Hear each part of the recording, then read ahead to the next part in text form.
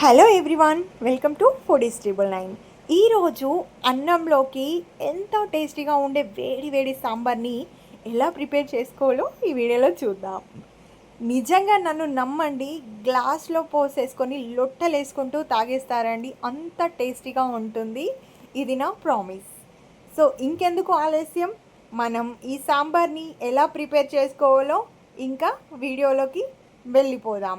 ఖచ్చితంగా నేను ఎలా అయితే ప్రిపేర్ చేశానో మీరు కూడా అలాగే ప్రిపేర్ చేసుకోండి, అంతే టేస్టీగా ఉంటుంది. ముందుగా మనం స్టవ్ ఆన్ చేసుకొని ఒక స్టీల్ బౌల్ పెట్టేసుకొని మన టేస్టీకి సరిపడా కొద్దిగా ఆయిల్ వేసుకోవాలి. ఆయిల్ నేనైతే ఏ వీడియోలోనూ కూడా ఎక్కువ యూజ్ చేయట్లేదు, మన టేస్టీకి సరిపడా ఆయిల్ వేసుకోవాలి. సో అందులో కొద్దిగా జీలకర్ర, కొద్దిగా ఆవాలు వేసుకొని మనం ఫ్రై చేసుకోవాలి. ఇప్పుడు ఇందులోకి 1/2 టీ స్పూన్ ధనియా, 1/2 టీ స్పూన్ శనగపప్పు వేసి ఫ్రై చేసుకోవాలి.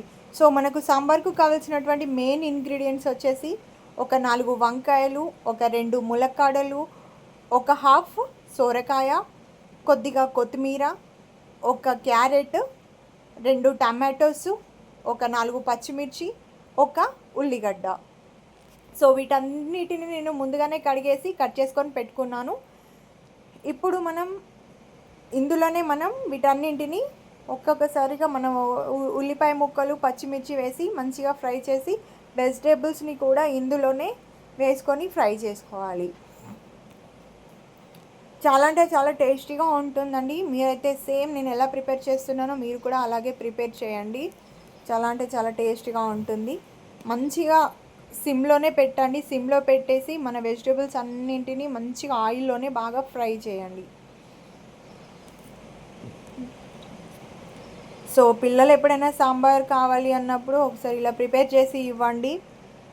అసలు ఎక్కడ దొరకని టేస్ట్ ఇలా చేస్తే మాత్రం ఖచ్చితంగా మీకు అంతకన్నా 100 రెట్ల టేస్ట్ మీకు దొరుకుతుంది. నన్ను నమ్మండి, ఐ ప్రామిస్.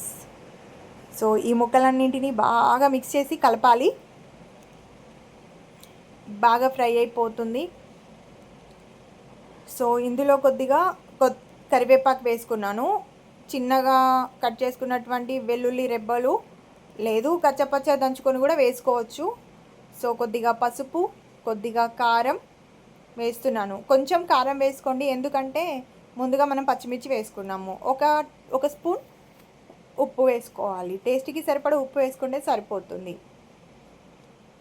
సో మరొకసారి వీటన్నింటిని బాగా మిక్స్ చేసి కలుపుకోవాలి.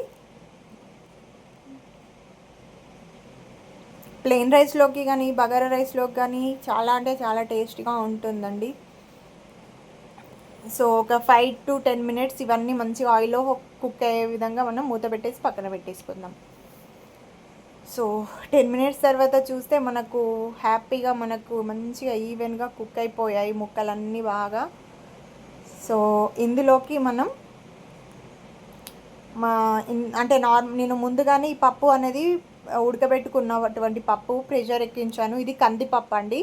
1 కప్పు కందిపప్పు నేను ముందుగా ఉడికించుకున్నాను. నార్మల్గా మనం ఎలా అయితే చేసుకుంటామో అంతే.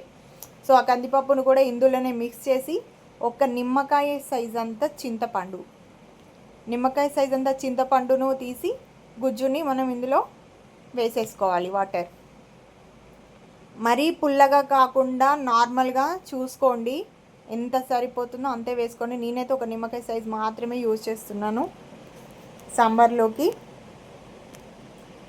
సో ఈ సాంబార్ ఇప్పుడు కొద్దిగా నేను ఇక్కడ ఇంగువ వేస్తున్నాను. ఇంగువ అనేది సాంబార్కి ఎక్సలెంట్ ఇంగ్రీడియంట్, అది మాత్రం అస్సలు స్కిప్ చేయకండి. సో మనం మూత పెట్టేసి మధ్యలో కలుపుతూ ఉండాలన్నమాట సాంబార్ని. ఎందుకంటే పొంగు వచ్చింది అనుకోండి మొత్తం పొంగిపోతుంది. సో అందుకని మధ్యలో సిమ్లో పెట్టేసుకుంటూ కలుపుతూ మూత తీసుకుంటూ ఉండాలి. మంచిగా సాంబార్ అనేది నేనైతే ఇక్కడ 20 మినిట్స్, ఎగ్జాక్ట్ 20 మినిట్స్ సాంబార్ని మరగనించాను. ఎంత మరిగితే అంత టేస్ట్ ఉంటుందండి ఎప్పుడైనా కూడా సాంబార్. సో రెడీ అయిపోయింది సాంబార్ అయితే. సాంబార్ని సర్వింగ్ బౌల్లోకి మంచిగా సర్వ్ చేసుకుందాం. మధ్యలో నేను మూత పెట్టి నేను ఎక్కువ లెంత్గా ఉంటుంది వీడియో అని చెప్పి మధ్యలో స్కిప్ చేశాను. సో అందుకని 20 మినిట్స్ వీడియో అనేది సరిపోతుంది. సో మనం లాస్ట్లో ఇంకా కొత్తిమీర కొద్దిగా, నేను ఇక్కడ కలర్ఫుల్గా ఉండడానికి కోసమని కొత్తిమీర యాడ్ చేస్తున్నాను. నార్మల్గా మనం ముందే వేసుకుంటాం సాంబార్లో ఉడికిన తర్వాత. సో అట్లా అయినా వేసుకోవచ్చు, ఇలా అయినా వేసుకోవచ్చు. సో వేడి వేడి అన్నంలోకి తింటే మాత్రం ఆహా సూపర్గా ఉంటుంది. మీరు మీ ఇంట్లో ట్రై చేసి చూడండి. ఈ వీడియో మీకు నచ్చితే ప్లీజ్ డూ సబ్స్క్రైబ్, లైక్ చేయండి, షేర్ చేయండి, కమెంట్ చేయండి. మరెన్నో వీడియోస్ కోసం నా ఛానల్లో ఉన్న బెల్ ఐకాన్ని క్లిక్ చేయండి. Thank you so much.